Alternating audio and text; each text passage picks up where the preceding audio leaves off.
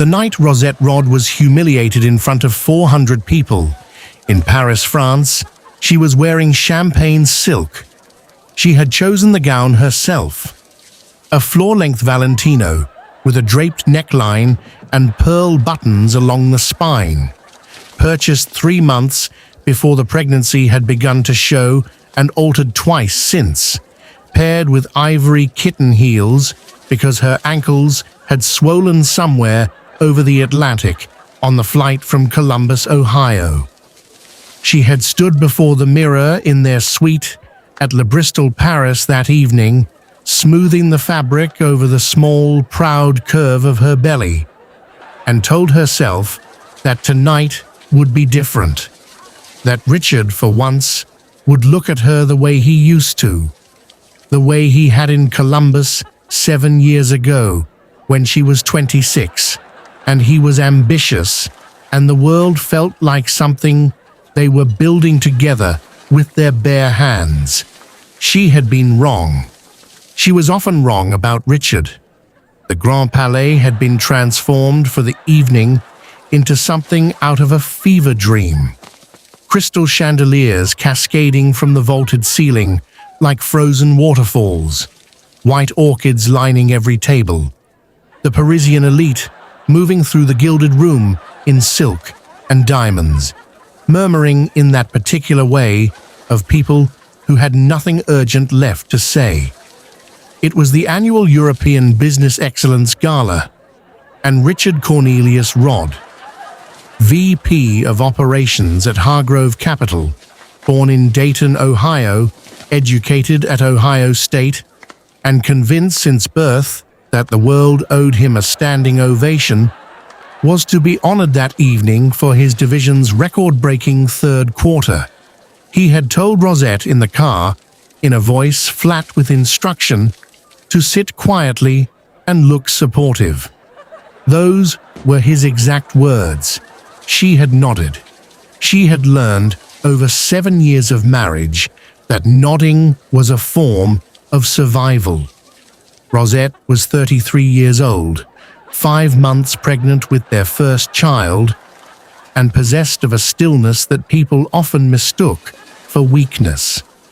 She had a master's degree in international finance from Ohio State, spoke 3 languages, and had once, before Richard convinced her it was unnecessary, been shortlisted for a fellowship at the World Economic Forum.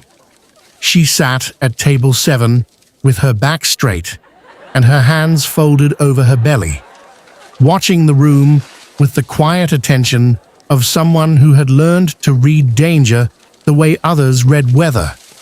Richard sat 2 seats away from her, and between them, draped deliberately in red, was a woman named Sylvie Marceau, French, 31, employed in Richard's Paris office, whose laughter was low and practiced, and whose hand found Richard's forearm in the candlelight with the ease of long habit.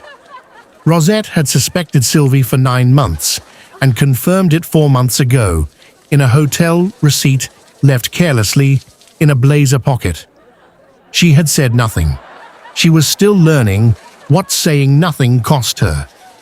To Richard's right sat his mother, Geraldine Rod, who had flown in from Cincinnati, Ohio, in a silver blazer and the expression of a woman who had always found Rosette quietly insufficient, watching her son with the unconcealed admiration of someone who had built him into exactly this. The ceremony began at 9:30. When Richard's name was called, he rose from the table to considerable applause, adjusted his Cartier cufflinks, a gift Rosette had saved 3 months to afford, and walked toward the stage with the slow confidence of a man who had never once doubted his own arrival. What happened next took 11 seconds. Rosette would count them later, alone in the hotel bathroom, pressing a cold cloth to her face. A server passed behind her chair, carrying a large silver ice bucket, the kind used to chill magnums of champagne. and no one in the room yet understood what they were about to witness. Richard turned from the stage stairs, looked directly at his wife in her champagne silk, reached out and upended the bucket over her head. 4 liters of ice water and cubed ice cascaded over Rosette's hair, her shoulders, her neck, and soaked through the silk in a sheet of cold, so absolute that she gasped before she could stop herself. Ice cubes scattered across the white tablecloth. Her champagne glass tipped and shattered on the marble floor. The room went silent in the way rooms go silent when something irreversible has just occurred, that particular, airless silence of collective disbelief. "Needed cooling off," Richard said into it, his voice carrying the practiced ease of a man who had rehearsed the line, and he turned back toward the stage, still smiling. Sylvie Marceau laughed, not the horrified laugh of a bystander, but the low, satisfied laugh of a woman who had been waiting. And Geraldine Rodd, Richard's mother, the woman who had stood at their Columbus wedding and smiled for photographs, began to clap. Slowly, deliberately, as though she had just witnessed a performance she approved of. Rosette did not move. She sat in the ruined silk, with ice sliding from her hair to her bare shoulders, her spine still straight, her hands still folded over her belly, over her child, and she breathed in the deliberate way a person breathes when screaming would give someone else too much satisfaction.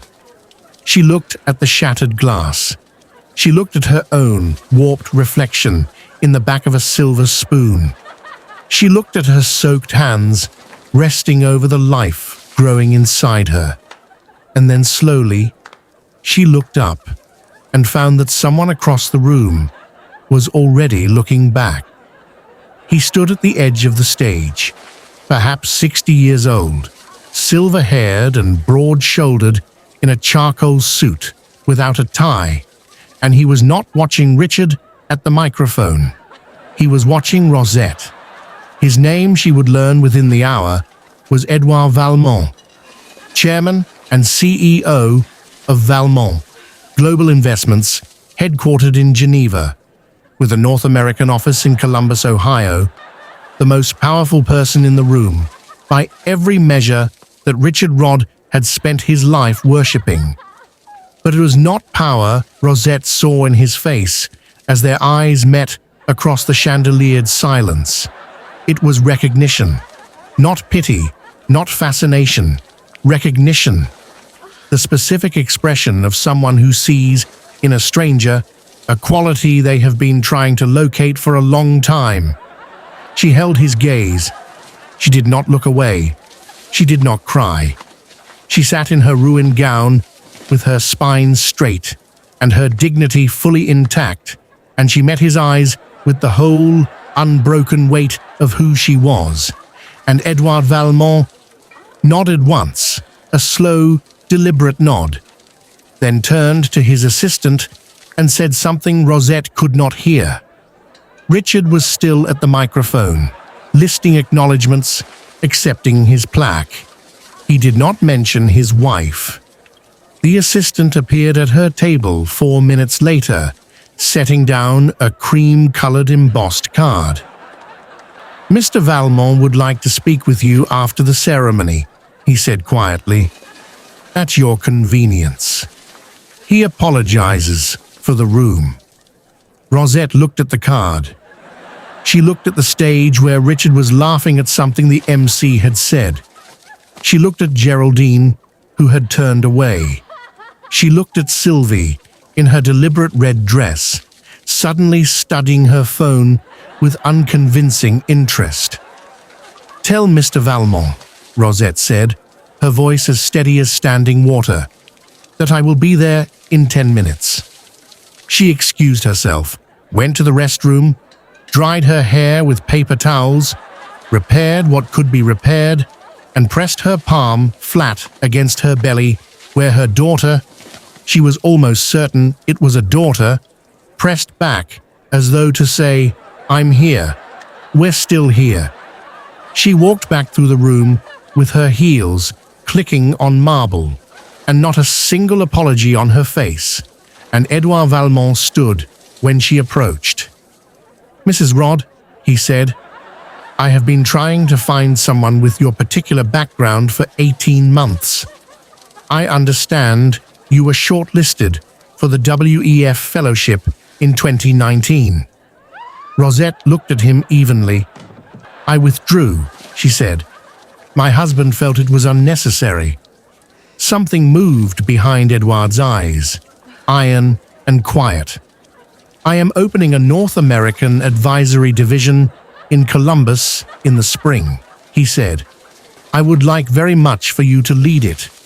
On the other side of the room, Richard Rod held his plaque and took photographs and had absolutely no idea that his world had just cracked along its foundation.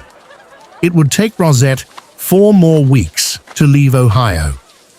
She filed in Franklin County, citing a documented pattern of coercive control and the Paris incident, for which 372 phones in the Grand Palais had captured footage. She retained an attorney. She began her role at Valmont Global the following March, her daughter 11 weeks old, in a glass office on High Street in Columbus, where the morning light came in through east-facing windows like something patient and forgiving. Richard's plaque sat in a storage unit in Dublin, Ohio, for 2 years before his second wife quietly threw it away.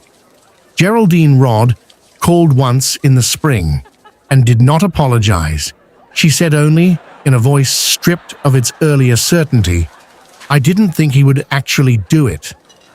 Rosette held the silence between those words for a long moment, listening to all the years inside it.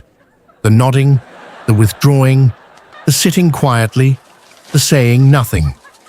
"I know," she said finally. "That's the saddest part." She hung up. Her daughter was crying in the next room. She went to her, and she did not look back.